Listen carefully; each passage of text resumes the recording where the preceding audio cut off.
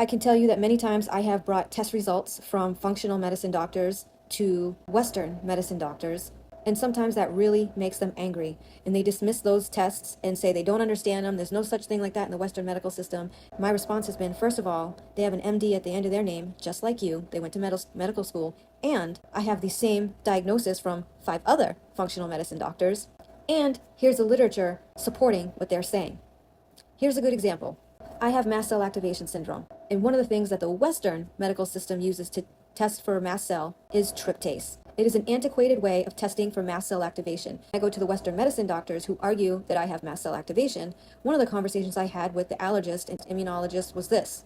I explained, all the literature shows that tryptase is antiquated, and in fact, many people test negative. And when you're showing documentation from the National Institute of Health, Harvard, wherever it may be, it's pretty hard for a doctor to dismiss that. The response I got to me was, you're right, but this is how we have to test for it here. Okay, then we can agree to disagree.